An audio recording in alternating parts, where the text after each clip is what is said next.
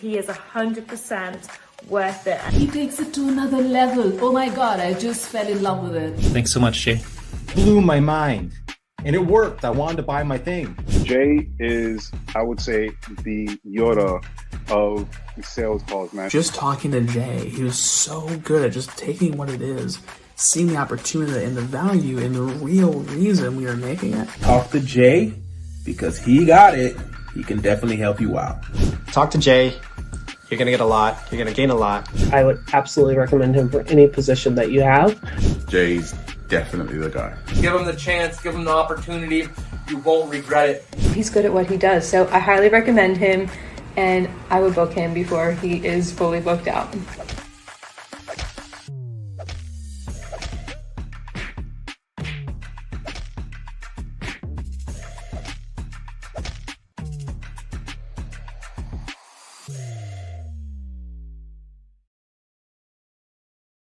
Everyone, welcome back to the Sales Ninja Show podcast, where we cut through the noise, ditch the outdated sales tactics, and show you how to close deals with confidence, strategy, and integrity. I'm Jay Lee, founder of Sales Ninja, and if you're tired of chasing leads, handling endless objections, and feeling like you have to come to convince people to buy, you're in the right place. Here, we do sales differently. We believe in positioning over pressure, where the right people lean in without the need for pushy tactics. That's the heart of the reverse glass selling method, a kingdom-driven approach built on trust, service, and true connection.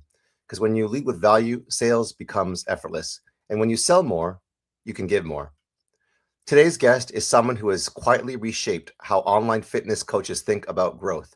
He has built multiple seven-figure businesses, led teams as CEO across 5 companies, and helped more than 1,000 coaches rethink what's possible when retention becomes the focus. Instead of chasing new clients every month, he teaches coaches how to keep them for years.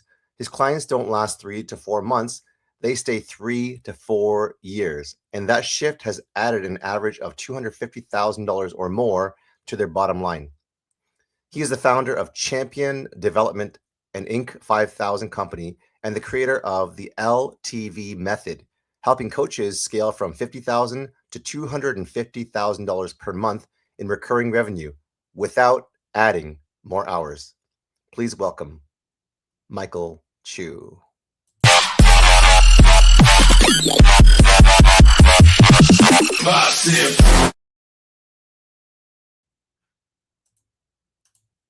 Hey, Michael, welcome to the show. How are you doing?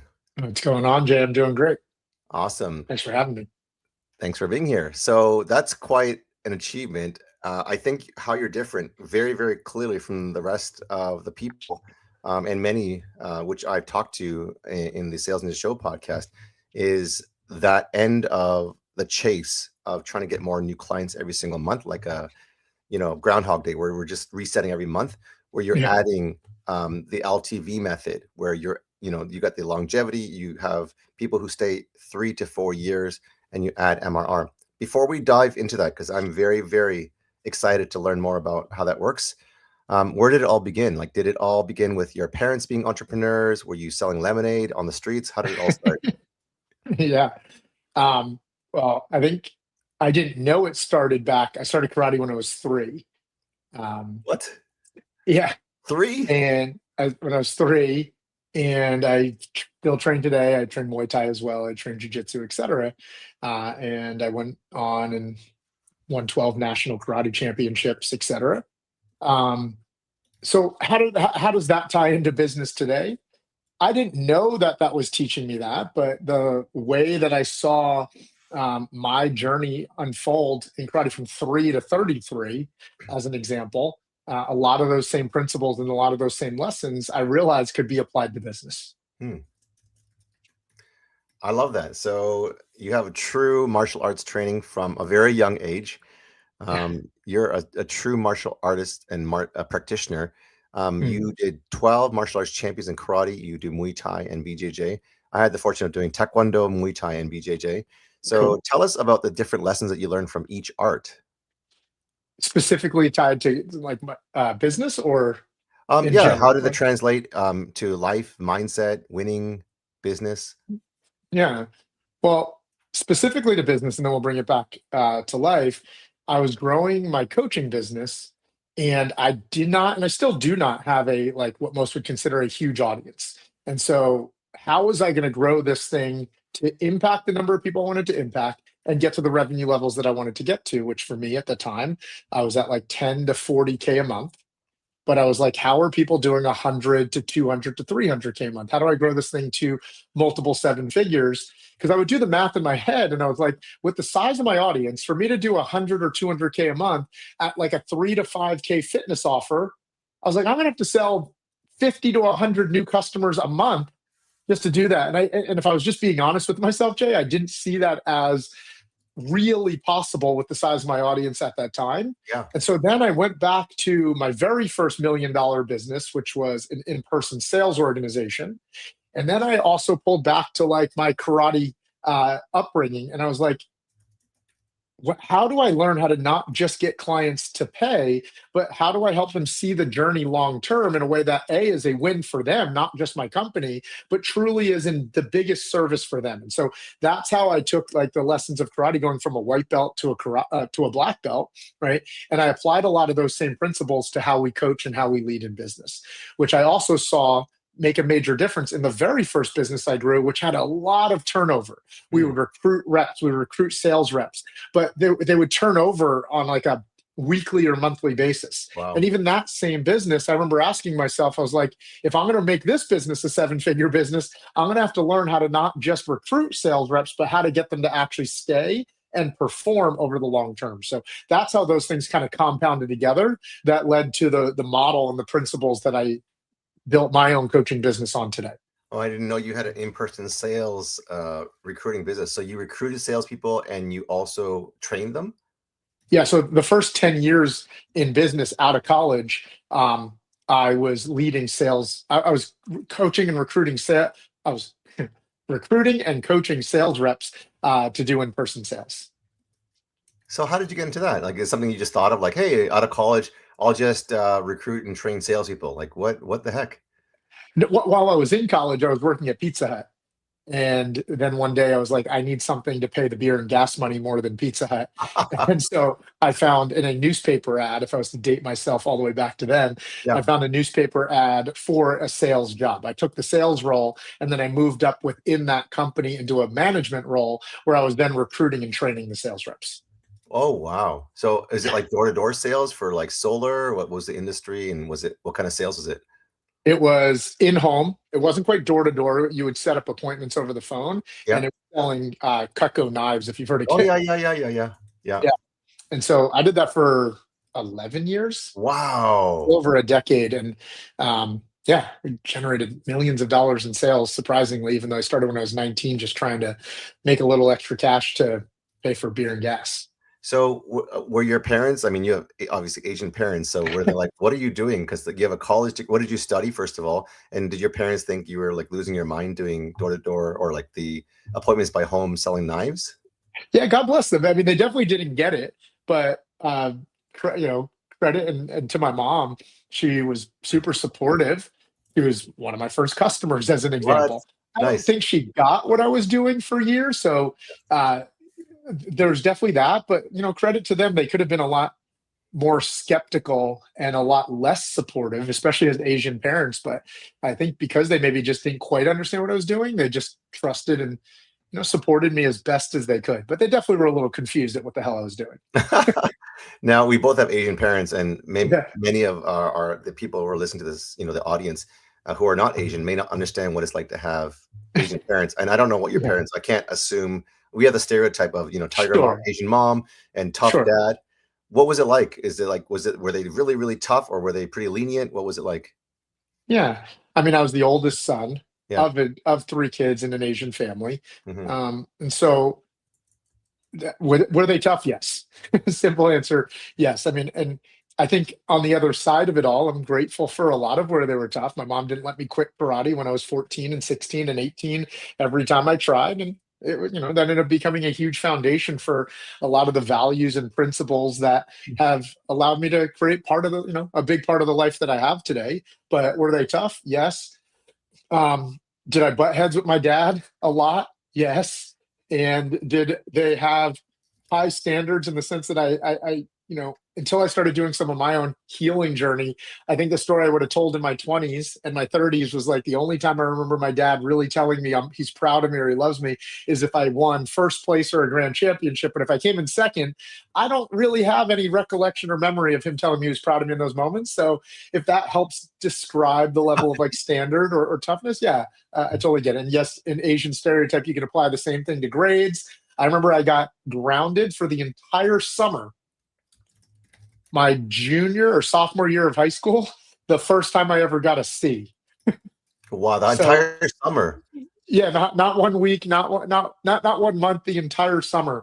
I was grounded. So now that I'm remembering some of the stories as I'm telling them back, yeah, I would say they were tough and had some high standards. What does it mean to be grounded? Grounded from what? I wasn't allowed to use the phone. I wasn't allowed to go out. I was basically just home all summer. Oh my gosh, that's rough.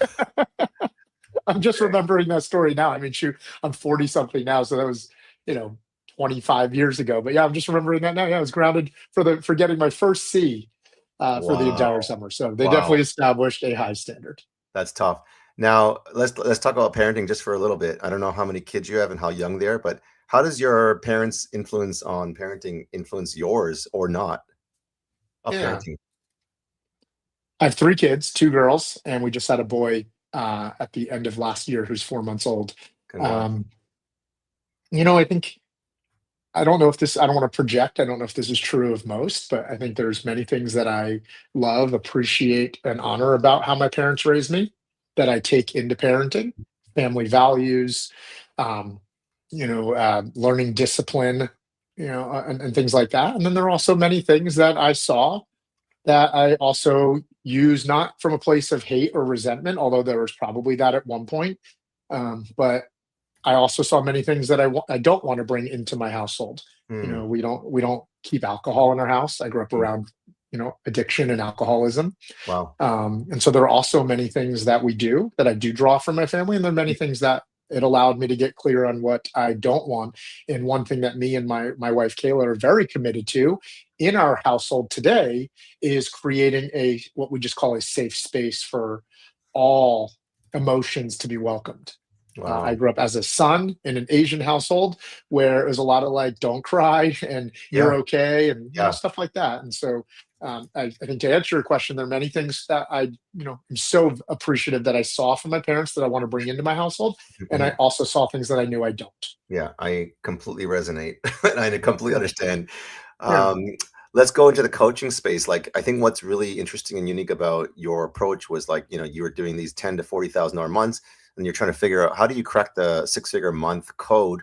And like you said, you didn't see yourself wanting really to get 50 to 100 new customers per month, because how do you deliver on that? But with a 3 to 5K month, 3 to 5K fitness program, but your LTV method, like tell us more about that and what led you to realize that the traditional coaching model wasn't just about getting as many new clients as you possibly could. Yeah.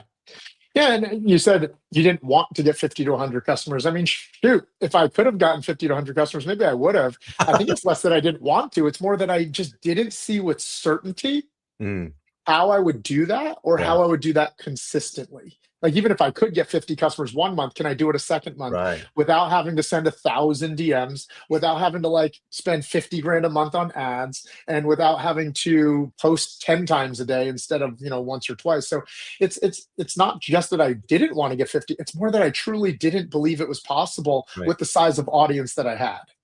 That's the first thing. Yeah. And then, so your actual question was, how did the LTV method, I wanted to make sure I'm answering your actual question. Yeah, I mean, so then you pivoted to figure out how do you get LTV? How do you get lifetime value? How do you get people to stay for 3 to 4 years versus 3 to 4 months? Yeah. And so that's where I went back to my first foundation of business success, doing the training of sales reps. And I think it's Jay Abraham that says, if you really simplify and boil it down, there's only 3 ways to grow revenue in business. And I went back to that foundation, which is get more customers, increase the average order that a customer pays, and get a client to pay and stay longer, like pay again and stay longer. And what I realized, at least for me, the model that I was being taught to grow my online coaching business, for the most part, really only optimized for one of those 3. get more customers, get more customers, get more customers. Yeah. Yeah. And so that's when I was like, okay, how do I make sure I optimize for average order? Instead of a 3 to 5K, 3-month offer, what if I had a 10, 12, 15, 20K offer for a year? And what if clients were excited to go from your first phase program and then stay for a second year, third year, fourth year? It's really hard not to keep growing if conceptually you're never losing any customers. And so then I started to think about that. I was like, all right, I could try and get 50 customers all upfront one time. Or what if I just get 5 to 10? And then I don't lose most of them. I get another 5 to 10, and I don't lose most of them. And I saw a more sustainable. I grew up in an alcoholic household. I say jokingly, but I think there's truth to it. My nervous system and how I want to be the CEO of a business is optimized to run a business that is sustainable and consistent. And I think that comes from just kind of like how my nervous system is wired. And so I think a business that's reliant on just, I have to get new sales every month to pay the bills, to me has a level of volatility that would stress the heck out of me. And I think that's what leads to a lot of burnout for a lot of online coaches. Versus when I applied the LTV method into this, we got to the point where our fitness offer had $100,000 a month in what we call high ticket MRR every single month at the start of the month, regardless if we sent a DM, posted content, did sales, we knew that we had $100,000 a month in MRR as a baseline. And that's a completely different, for me at least, I don't project everybody, right? But at least for me, that was a completely different emotional way to grow the business that felt so much more predictable, so much more sustainable, and easier to then scale to 150 and 200K months. My goodness, Michael, that's incredible. I think you hit the nail right on where everyone who is listening to the live or the podcast, replay is the traditional coaching model is like, how do we get more clients? How do we generate more leads? How do we book more appointments? How do we close more deals? How do we get more cash collected? So it's this like, ongoing hamster wheel. But what you cracked the code on is the LTV method, which is creating a baseline of a 6-figure monthly baseline as the default and then growing on top of that. So are you talking about like 2 or 3 different offers at a 3 to 5K to 10 to 15K to whatever the higher amount is that how does it work as a high level? Yeah, we like to keep it really simple. I'm not a big fan of having like 900 offers just to keep people. We keep it really simple. And the foundational way I think about designing offers in a way that clients are excited to stay for years. And I think I emphasize that part. They don't feel like they're being sold. They're excited to stay for years because they see the path of how the curriculum or the journey is going to help them grow. And so to answer your question about offers, I think about it like this. 1, freshman year through senior year of college. A college student doesn't finish freshman year and then get surprised that they have to come back for sophomore year. Yeah. Right? Imagine paying $40,000 for freshman year, thinking that you're all done, and then being like, "Whoa, you don't get your diploma until you come back 3 more times." Students know that from the start. So that's the first thing. Is I want to build a roadmap that a client is aware of what the curriculum is like from the start. Now, that doesn't mean they always will stay. That doesn't mean they qualify to stay for every level program, but they know what the roadmap is going to be. And then to answer your question about the offers, there's always 2 steps every way along the way. There's a continuation offer, which is stay at the level of service that you have right now based on what you're working on. And there's an ascension offer. Based on the progress you're making, you're ready to go and grow to the next level. So if it's business coaching, right? Let's say someone's trying to get to 10K a month. They do 6K, 3K, 12K, but for the most part, they're averaging 3 to 6K still. They might need to continue working on the skills they've been working on and stay. But let's say someone's at 28K now and they're ready to build a 30 to 50K. They're ready to ascend to the next level offer. So we keep it really simple. You continue at the level you're at or you ascend to the next level. So is it for you guys 2 main offers, or are there more for you guys in terms of, I know you said keep it simple. I love that. I love your story. How many offers do you guys have if you don't have like 10 offers? Three main levels: core offer, mid-tier level offer, and then like high level leadership offer. Okay. And with your highest tier level, is it one-on-one or is it one-to-many still? So we start to customize it where there's a level of one-on-one with one-to-many. We don't believe in, at least what I saw in the coaching model, I thought there was basically choose one or the other, right? Like I do high level one-on-one coaching or I have one-to-many group coaching. Yeah. I believe impact on students and freedom for the CEO is a byproduct of what we call the 4C freedom formula, which is really just a way of saying we design every offer on the foundation of community first, not coaching. Hmm. Now, it doesn't mean they're not going to get incredible coaching, but community, when people feel like they belong, it increases how much they believe in what they're going to be working on anyways. So we build on community, then we build on coaching, then we add on calls, and then we add on course. So we build a leveraged set of delivery from all 4 directions. Amazing. Now, I'm just trying to understand how your mind works. Yeah. What did you study in college? And I feel like you have kind of like an engineering mind where you kind of reverse engineer stuff, and you're very like blueprint and roadmap stuff. Yeah. That's actually interesting. My brain, I think, does work that way. I did go to school for engineering. I went to school for. Well, funny enough, I was at school to try and be a sports broadcaster for ESPN. Come on. So I was in like video film production or something like that. It was called. Yeah. I thought I wanted to broadcast sports. I ended up graduating with a degree in sports event management and marketing. Okay. Yeah. Okay, gotcha. But to your point, if I can just, I don't think I'm very good at most things when I first learn them. And that's not me just trying to be like falsely humble. If you go back to when I first got into sales, I was actually pretty bad at it for the first year. When I got into sales management, there were 7 new managers in my territory the year I went out. I was 6th out of 7th place in sales production of the first 7 managers that went out. And so I don't think I'm naturally good at most things, especially in business at first.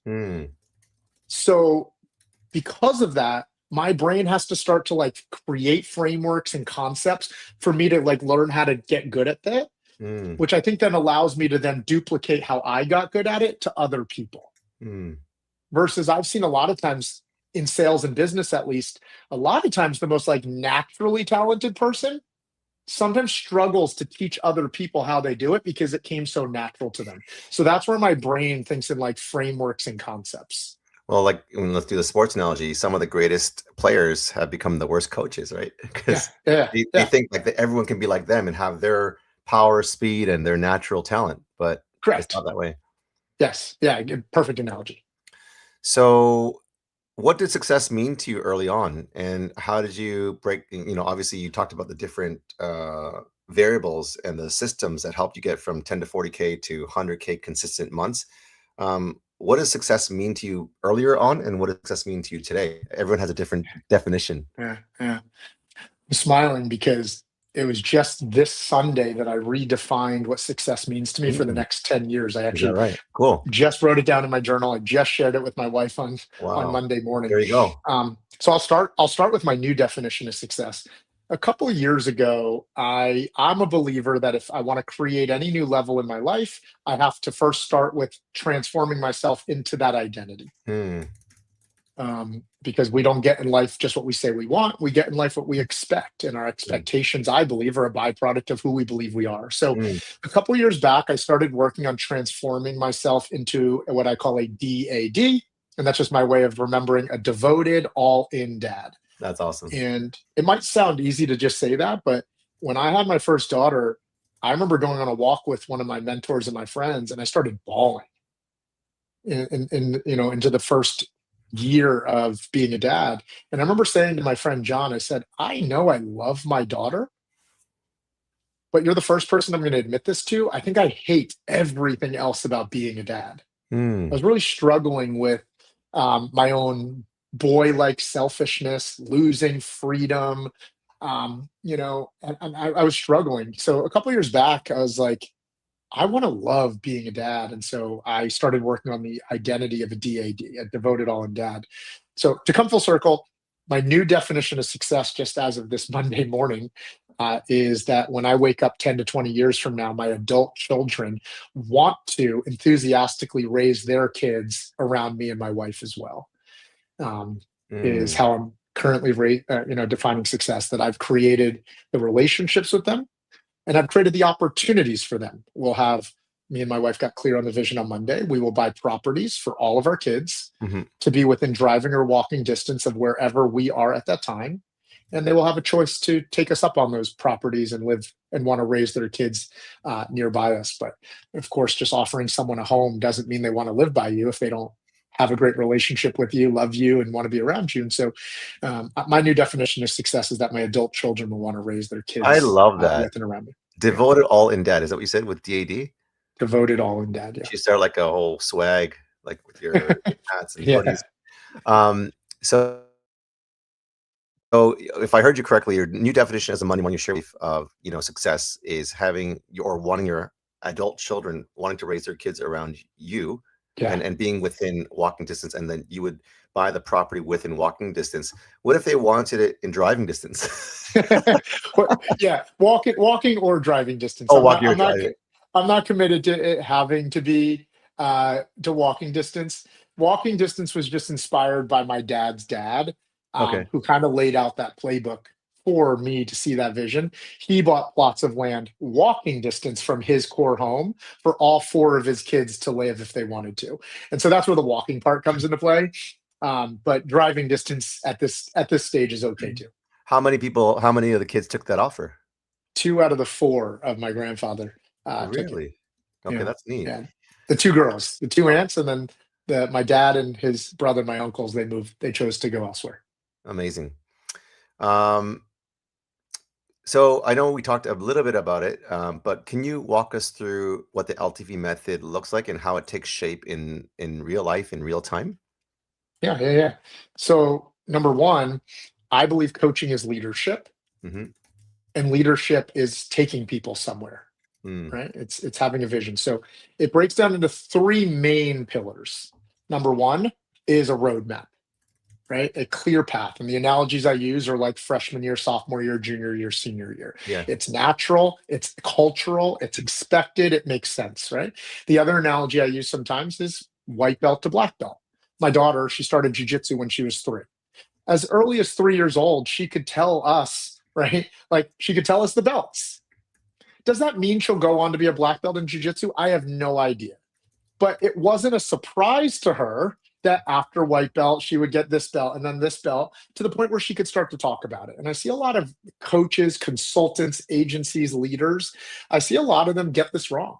They either don't openly talk about a roadmap, or they just don't have one at all. I think of one business that we installed this system with.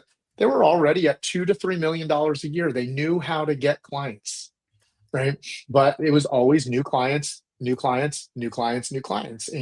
I remember they said to me in the middle of last year, they said, if we can even just retain 5 to 15% of these clients, we'd be excited. Wow. I just had a call with them last week. They added $180,000 cash in the last 6 months per month.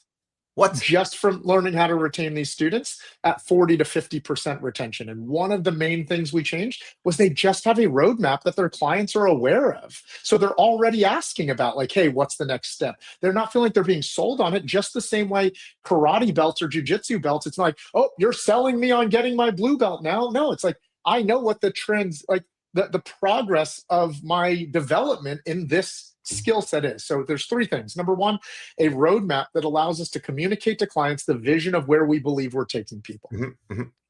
The second thing, and this is the one that a lot of people get wrong. Most people think getting good at retention sales has everything to do with the sales part. How you make the offer and how you make the sales call. But then I ask businesses all the time, I'm like, how's that going for you? They're like, dude, I think of one client I'm thinking of right now. She's like, Mike, I get on sales calls, we deliver so good. She goes, but yet we get on these retention sales calls with candidates all the time and they tell us the following. They go, we love you. This was one of the best things we ever invested in. We got such good results. Amazing. So do you want to hear about the next level offer? And then the client will go, well, I think I'm just going to try and like keep working on what you already taught me and kind of like figure it out on my own from here. And it would baffle this person that I'm thinking of. And she's like, we're over delivering. I don't get it. This same business, we installed last year, the LTV method into their business, and they added almost $300,000 to their business last year. Not per month, but it's still $30K a month on average to their business last year. We didn't really get the system installed until April, May. So $300,000 in the last 7, 8 months of the year. And it's because of the second part. And it's what we call the experience funnel. The analogy, Jay, I use is this. Imagine trying to close people into your offer that have never seen any of your marketing. Mm. The experience funnel is the marketing to the next level offer. The cool thing is you have 3, 4, or 6 months to work with a client now, right? But are you marketing in a way that they see where you're taking them next? So number one, you have to have a clear roadmap. Number two, you have to have an experience funnel in a way that as they're being delivered to you, they see the vision of what comes next. They understand the upcoming goals, the problems they're still going to have. I think a weight loss, right? So many programs like, you lost 20 pounds. That's the end game. No, we tell our clients all the time, even when you lose 20 pounds, you're going to want to move into our second stage program, because how many times have you lost the 20 pounds and put it all back on? Yeah, right. Our next stage program is going to make sure that that weight that you lose not only becomes more permanent, but leads to the actual physique that you want as well. So number one, a roadmap. Number two, an experience funnel. And then number three, a proven retention sales process. And Jay, I asked a lot of people, so I would just rhetorically ask you, by nature, would you think retention sales should be harder or easier than a first-time sale? I'd say much easier. You would think easier. Why? You already have trust with the person. Yeah. You have a relationship, and you probably got them results. Right. But here's the problem most people don't understand. A retention sale by nature should be harder. Why? The problem is not as acute anymore, right? And sales only happens when there is pain or a problem. So the pain is not as acute or not as urgent because they've already lost 20 pounds. They've already grown their business by 10K more a month. They are, right? So the pain's not as acute and the vision is not as exciting, because most people, after they start making progress towards something, they actually start getting complacent. It's when we're in a place of pain that we're like, I got to save my marriage. I got to lose these 20 pounds. I got to get my business to the next level. And we have a clear vision.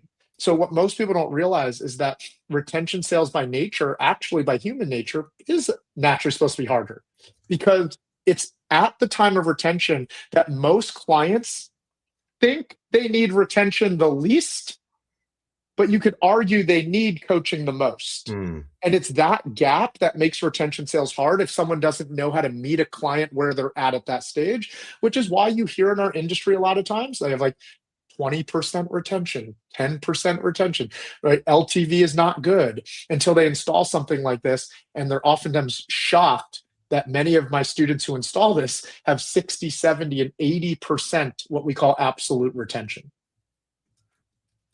I think of Alex Hormozy to kind of close it out. He tweeted a while ago, he had a video that went out last year.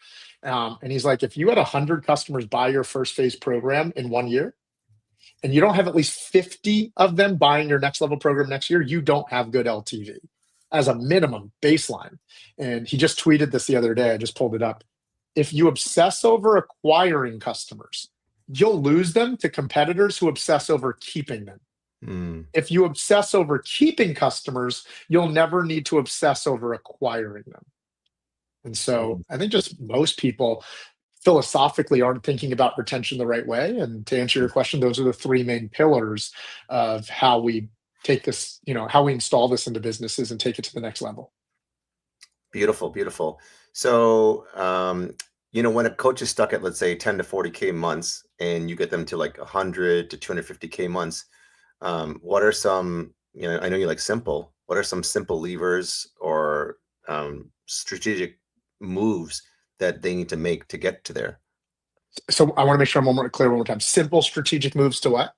So let's say they're stuck at 10 to 40K, which is what you said you were at before, way back when you were starting out.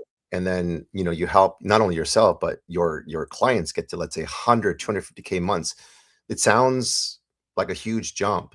So what are some things that you suggest that they can do to help them jump from 10 to 40K to 100 to 250K months? Yeah. Well, I think for some CEOs and founders, they have to get honest with themselves about what good retention is. What I have found that when I ask people, are you good at retention? They will say yes. And oftentimes what they're referring to is their retention closing ratio. Let me explain. So let's say 10 people, Jay, were due up this month, like their program was going to be over. Yeah. Let's say you get on a call with 4 out of those 10 and you retain 2 of them. A lot of people, Jay, will tell me they have a 50% retention ratio then because they got on a call with 4 and they closed on 2 of them. Yeah.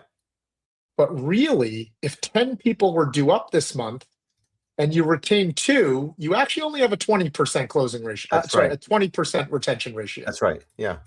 But a lot of people will tell me they have good retention because they're referring to the closing ratio. So to answer your question, the first simple starting point I would start with is getting really honest and real about the actual retention KPIs. I'm surprised at how often 6 and maybe even 7-figure entrepreneurs in the coaching industry know their front end sales KPIs like the back of their head. Closing ratio, show percentage, how many leads. When I ask them their retention ratios, sometimes they don't even have a KPI tracker for it.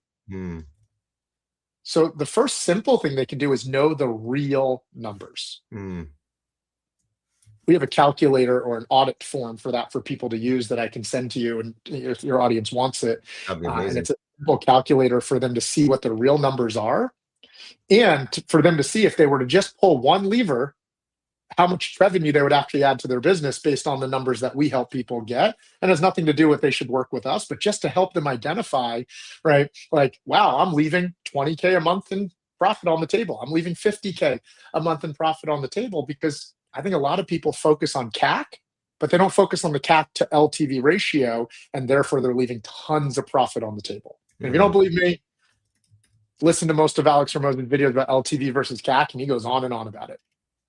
Amazing. So as we kind of close out here, I know you're a man of faith. How has faith influenced the way you build and lead businesses? Yeah, it's a great question. I'm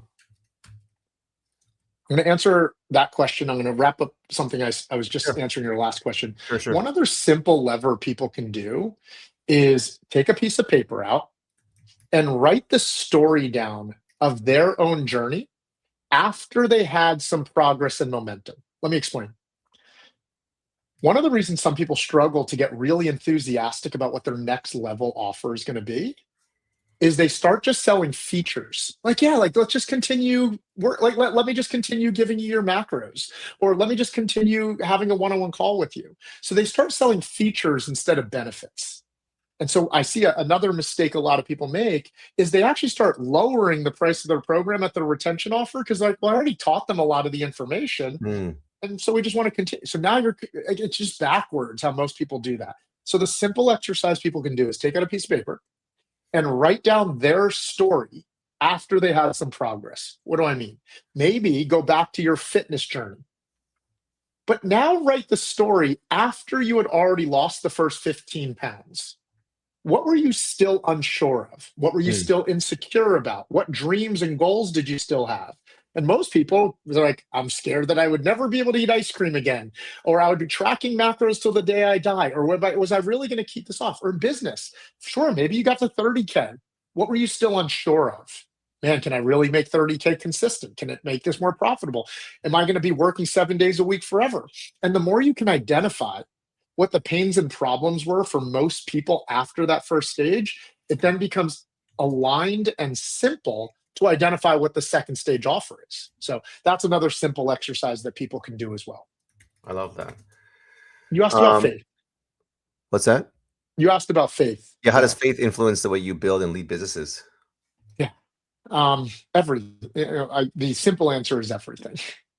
I grew up going to church, but I think I lost, my relationship with God and faith in my mid-30s.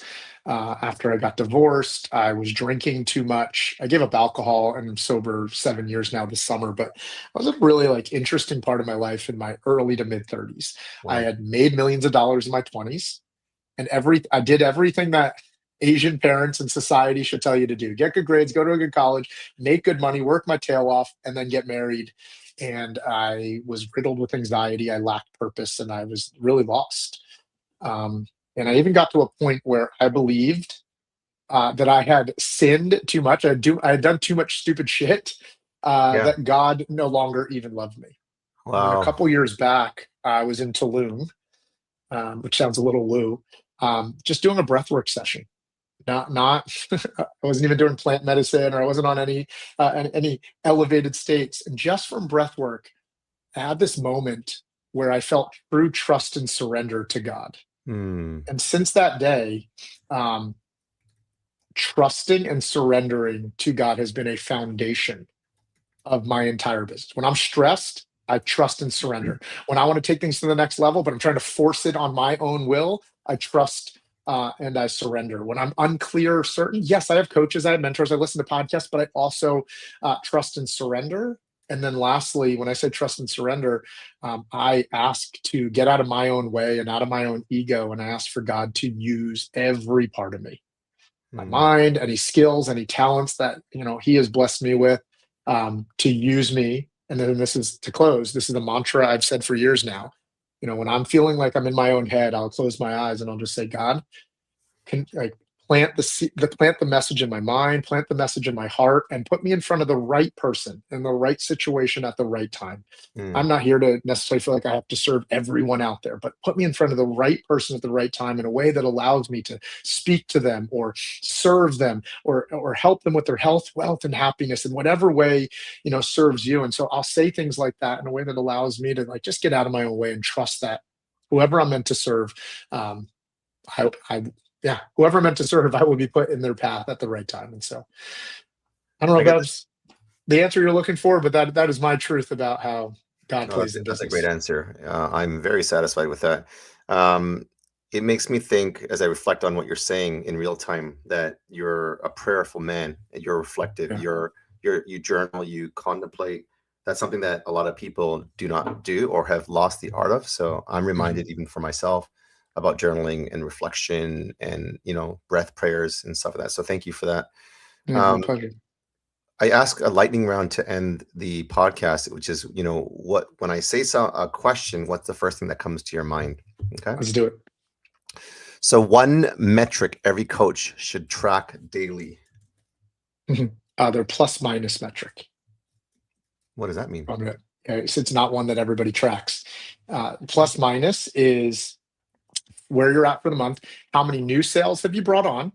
Minus how many clients have their due date come by and they've offboarded.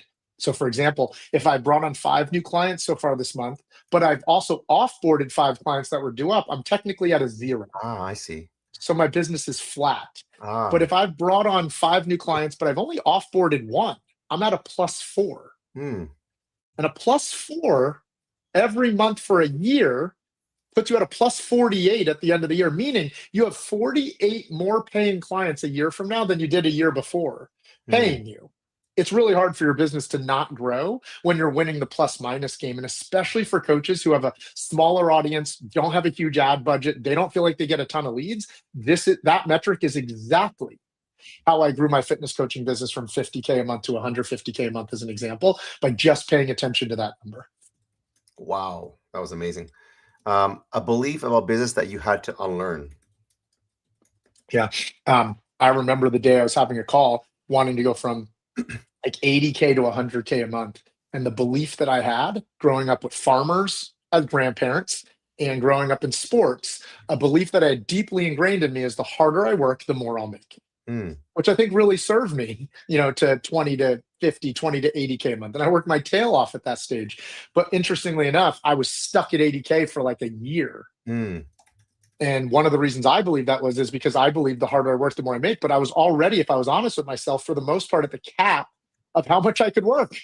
And so the belief had to shift to the better my systems, the more my business scales. The better my leadership, the more my business multiplies. And so I started transforming the beliefs that I had at that stage, and then started to grow to 100K, 150K, 200K. And I mean, when we hit, I think 5,000 that year, we were doing 300, 400, 500K months. And so that was a big shift, was the beliefs I had about how to grow.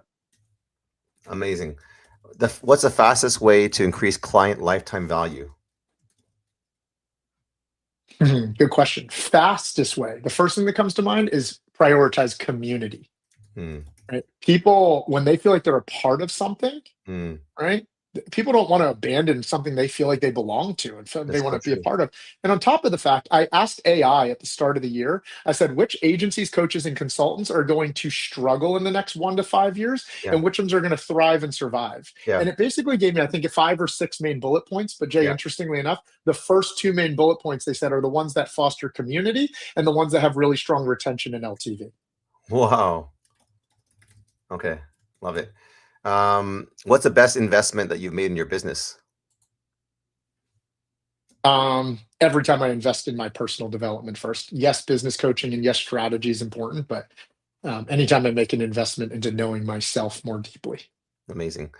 Well, that's it, everyone. That is, thank you so much for tuning into the Sales Ninja Show podcast. Now go apply what you learned to your next sales conversation and practice leading with clarity, calm, and service. You've heard amazing nuggets from Michael Chu and the different methodologies and frameworks and the stories, and not being good at different things, but learning how to get better at them.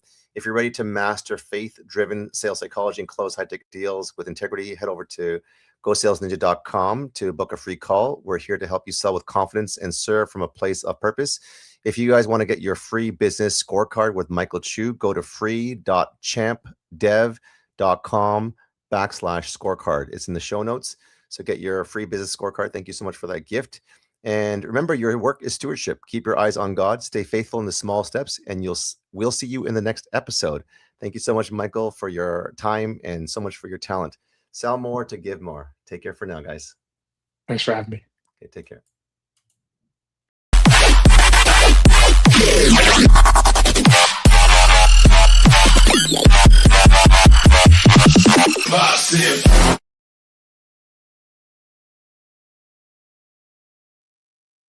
Are off